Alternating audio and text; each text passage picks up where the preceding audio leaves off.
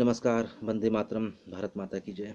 आज हम बात करेंगे अच्छे संगति का, बुरे अंग संगति का हमारे मन पर, हमारे मस्तिष्क पर, हमारे शरीर पर, हमारी ऊर्जा पर किस तरीके से प्रभाव डालते हैं। थोड़ी सी भी संगति। नानक साहब एक बार गांव में ठहरे। वहाँ के लोग धार्मिक प्रवृत्ति के ईमानदार लोग। धार्मिक प्रवृत्ति मतलब ईमानदारी ही होती है, सीधे सज्जन लोग।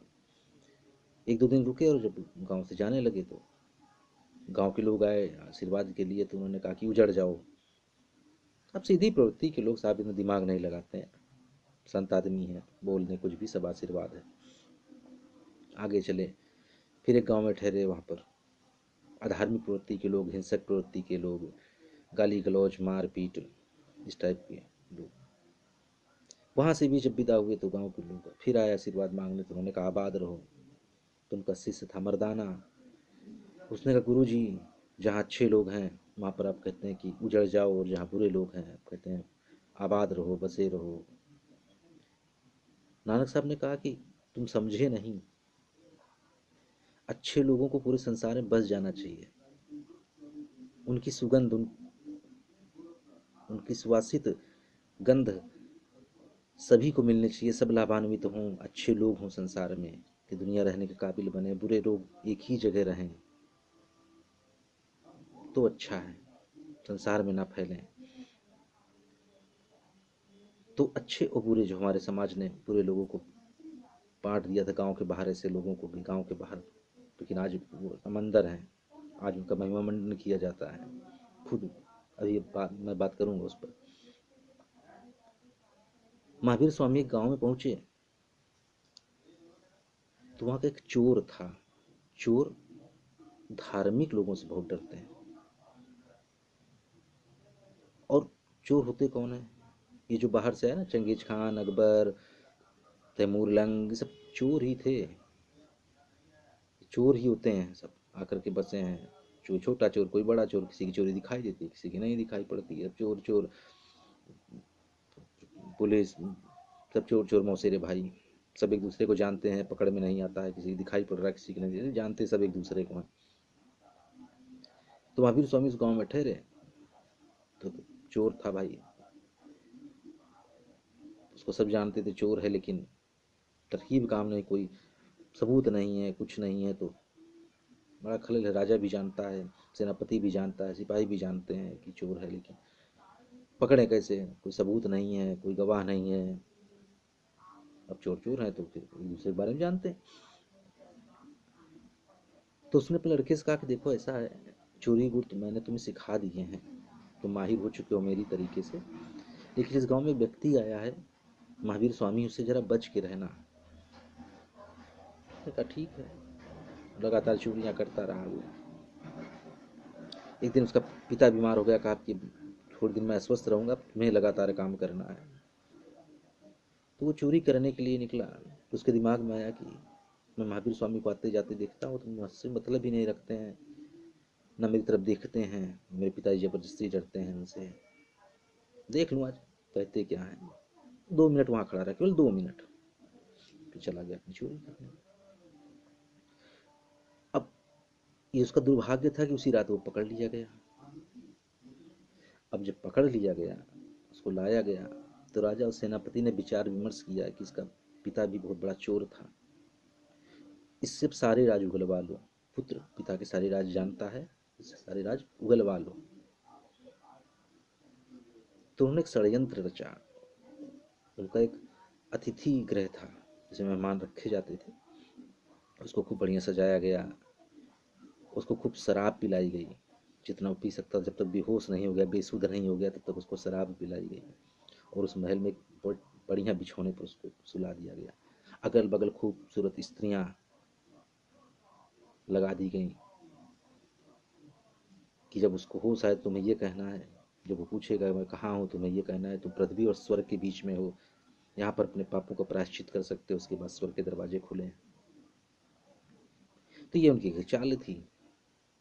तो रात में उसको होश आया, उसने देखा कि नरम मुलायम बिस्तर, अगल बगल खूबसूरत स्त्रियां परियों की तरह घूम रही हैं। तो उसने पूछा मैं कहाँ हूँ?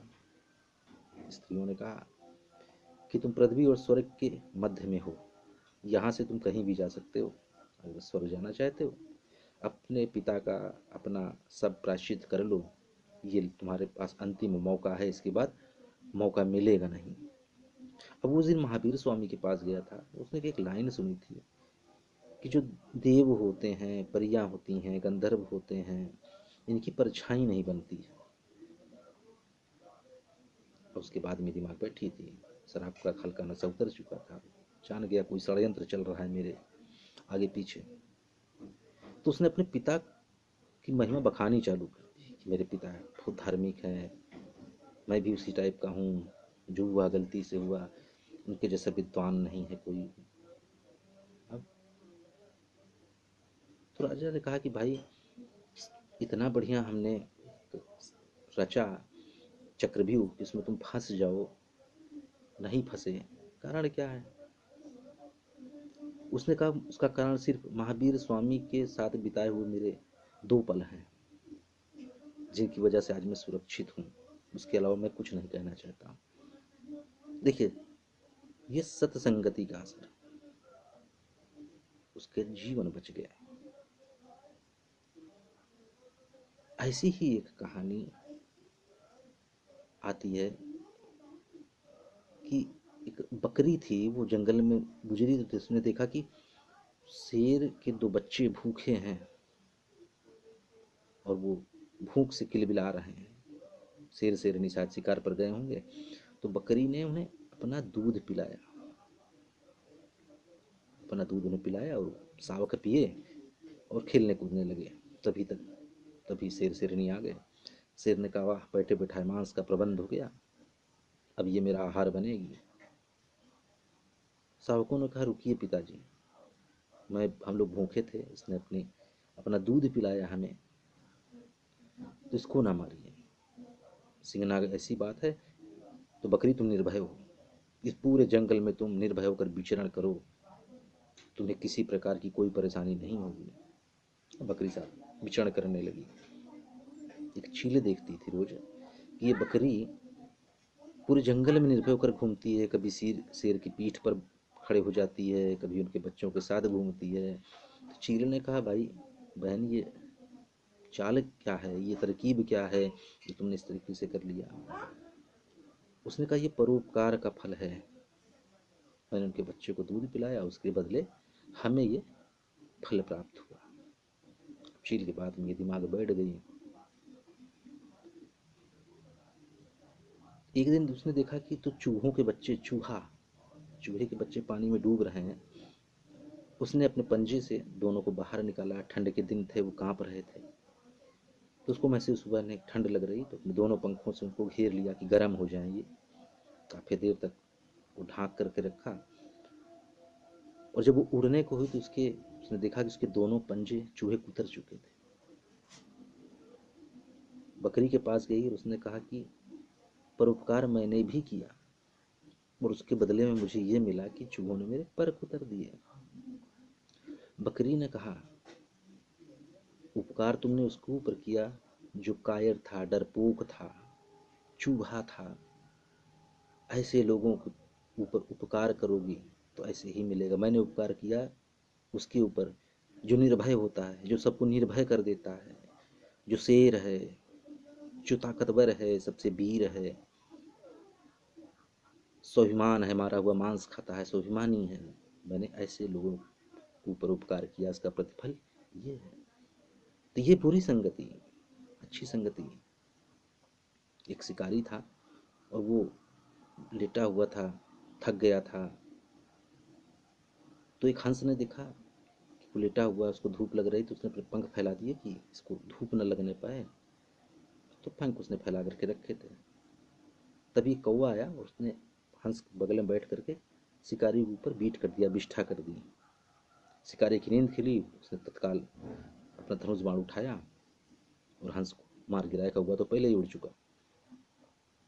तो दुर्जनों की संगति एक पल के लिए भी आपको प्रभावित कर देती है। ऐसा ही एक वाक्य है रामायण में, जब विभीषण आए भगवान राम के, जहाँ वानर सेना थी, युद्ध होने वाले थे, उनके शिविर में जब पहुँचे तो वहाँ पर पता चला हनुमान जी को कि विभीषण को हमारा पीटा जा रहा है, उनको नोचा घसीटा जा रहा है। तो वो भागते हुए पहुँचे विभीषण को छुड़ाने के लिए। उन्होंने कहा कि ये क्या हो रहा है आपके साथ? उन्होंने कहा कि मैंने कुछ किया ही नहीं, मैंने, इन्होंने पूछा कि आप कौन है, तो मैंने कहा कि दशानन का भाई विभीषण हूँ मैं, और भगवान राम से मिलना है। तो इन्होंने कुछ पूछा ही नहीं, सीधा मारना चालू कर दिया। मेरी भी समझ में नहीं आया। तो उन्होंने कहा कि आपने परिचय गलत दिया अपना। आप परिचय गलत देंगे, दुर्जन प्रवृत्ति के लोगों का परिचय देंगे तो ऐसा ही होगा। आप ये भी कह सकते थे कि मैं हनुमान का मित्र हूँ, भगवान राम से मिलना, ये आपने नहीं कहा। आप गलत प्रवृत्ति का आपने नाम लिया, ये दशा हो गई आपकी। तो ये प्रवृत्ति ही खतरनाक होती है। अच्छा, आजकल तो बड़ी तो ये चल गई है प्रचलन गाली का। हर बात में गाली। प्रबुद्ध लोग हों, पढ़े लिखे लोग हों, किसी अच्छे जाति के लोग हों, धर्म के लोग हों, हर बात पे गाली है। गाली के नीचे उनका कुछ जैसे चलेगा ही नहीं, उनकी बातचीत ही नहीं हो सकती है। भाई, आप लड़ रहे हों, झगड़ रहे हों, हंसी मजाक कर रहे हों, तो जिस माँ ने आपको जन्म दिया, जिस बहन का आपके ऊपर भरोसा है, ये जो देवियाँ हैं, जिस नारी शक्ति जिसे हम देवी का रूप कहते हैं, आप लड़िए झगड़िए सब कुछ करिए, उनको बीच में क्यों लाते हैं? क्या बिना उसके आपकी बातों में वजन नहीं होता है? आप वजन वैसे भी पैदा कर सकते हैं बिना गाली के भी। तो ये आप कहेंगे कि साहब हम अपने बच्चों के सामने गाली नहीं देते। आप अपने बच्चों के सामने गाली नहीं देते, किसी और बच्चों के सामने गाली देते हैं, वो भी किसी के बच्चे हैं। वो बच्चों बच्चों में फिर आपके पास चला, आपके बच्चों के पास भी चला जाता है। ये बच्चों का समाज में घूमते हुए चला जाता है। तो ये प्रवृत्ति खत्म करिए। आपको जो बात कहनी हो शब्दों में कह सकते हैं, अच्छे शब्दों में कह सकते हैं। ऐसी वाणी बोलिए मन का आपा खोए, औरन को शीतल करही आपहु शीतल होए। तो इन बातों को भी, इसको भी हम आत्मसात कर सकते हैं। जरूरी नहीं कि आप हमारी अपनी माँ को लाइए बीच में, बहन को लाइए बीच में, बुआ को लाइए बीच में। स्त्री तत्व को लाने की ज़रूरत ही क्या है? मर्द मर्द की बात है, मर्द समझ लेंगे। तो स्त्री तत्व को लाना उचित नहीं है कहीं से। सभ्य समाज का निर्माण करिए। हमारे बच्चे सीखें हमसे कुछ, ये ना सिखाइए, कदापि न सिखाइए। एक आचरण दीजिए, सभ्य आचरण दीजिए, सत्संगति दीजिए उनको, तभी आप अच्छे समाज का निर्माण करेंगे। वंदे मातरम।